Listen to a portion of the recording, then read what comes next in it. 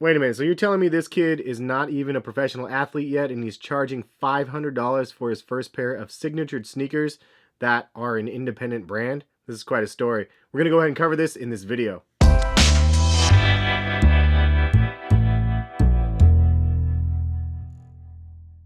Hey, what is going on, guys? This is Hess from CollectiveKicks.com, and I wanted to bring you guys a video today to discuss with you guys Lonzo Ball's very first signatured sneaker. Not even a professional NBA player yet, but he has his own shoe because he created it himself with his family, and it's for the bargain price of $495, which is insane.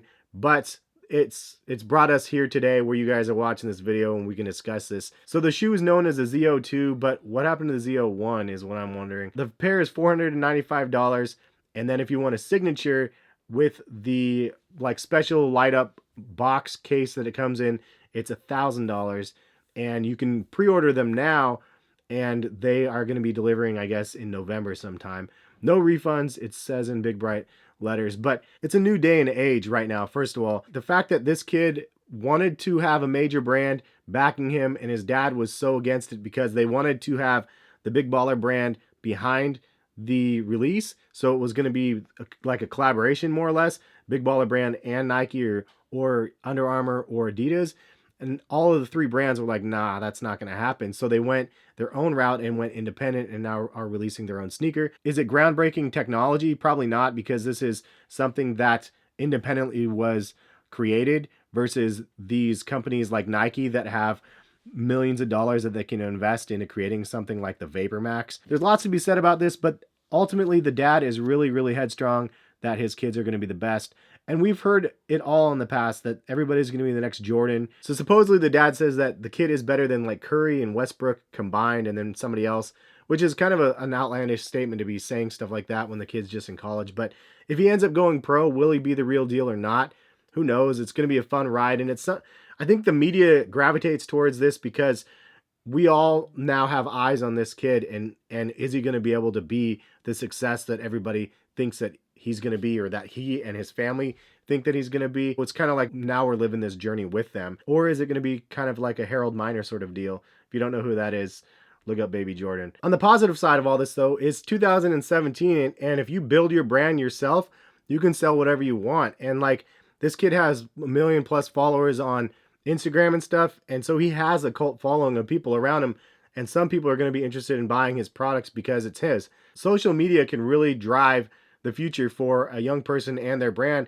Look at Kanye and like Kim and everything else. Like, all those type of people have millions and millions of followers, and they can drop something and it will sell out instantly. So I think that there's going to be some level of success from this just because of all the mainstream media and the fact that there is a lot of attention on the young person that is trying to pursue his dreams in the NBA. So all in all, I think it's a good thing, but I also think it's a crazy, outlandish thing. For me personally, though, there's a thin line between confidence and arrogance. And if you hit this arrogance level, like, it's really, really tough to want to appreciate and follow somebody. And when his dad's making kind of crazy statements like this, he said, big ballers lose. If you can't afford the ZO2s, you're not a big baller. I mean, to me, that's kind of like, really, like you're just throwing salt in the wound over here because everybody's trashing your shoes, and then you're just basically calling them out like they're poor. I mean, KD was dope when he came into the league because his shoes were under $100 for like the first 4 versions of his shoe, and he didn't want a shoe that cost more than $100. I remember they said back in the day. So I thought that was a really noble attempt to do something.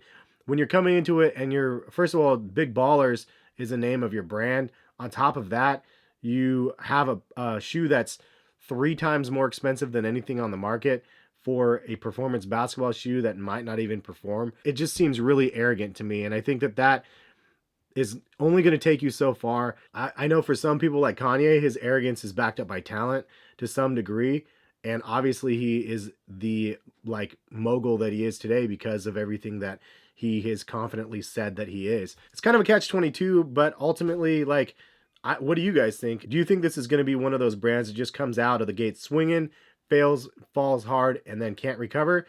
Or do you think this is something where this is the very first release, and then the next one they're going to have another colorway and another colorway, and they're going to have a big, bright future? This will be interesting to see, though. It was funny to even see Shaq posting some stuff on Twitter saying something to the effect of like make shoes that are affordable for kids, and then he has his Shaq shoes from like Walmart and stuff, just throwing little jabs. Bottom line is, I think it's cool that people are entrepreneurs, and even YouTubers out there slinging t-shirts at sneaker cons and stuff like that. They're grinding away, man, to make their money. So, and if they have the following to do it and they have the ability to make that money, I think go for it. You know what I mean? I think the price point is too aggressive, and I think that that's the hardest pill to swallow. Obviously, the shoes kind of look like a mix of a bunch of different shoes. I tweeted it out. Kind of reminds me, it looks like fake Boost. Kind of reminds me of that Skechers Burst material.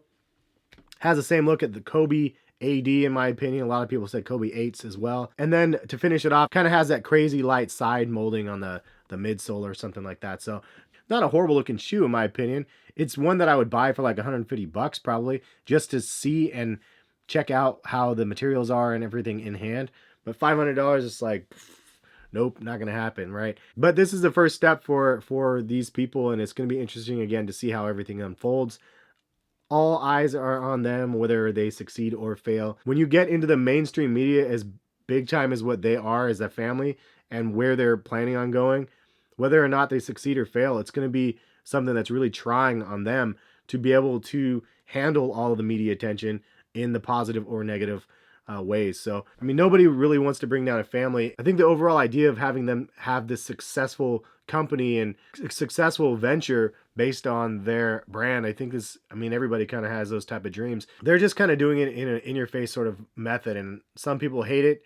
It definitely draws a lot of media attention, and some people just absolutely love it. So ultimately, we're here talking about it, and I think that that is quite an important part in this day and age to be able to get to the next level. But will they succeed? But leave some comments in the comment section. Let me know what you guys think about the shoes and the price point and the brand and the dad. And is the kid the truth? You think he's going to make it to the big leagues? Him and his little brother. His little 15-year-old brother looks like he has baller status written all over him. No pun intended there also. But anyway, leave some comments. I'm curious to read these. I'm excited to read your comments. Appreciate you all for stopping by and watching the video. We will catch you guys for some more videos soon. Thanks for watching. Peace, guys.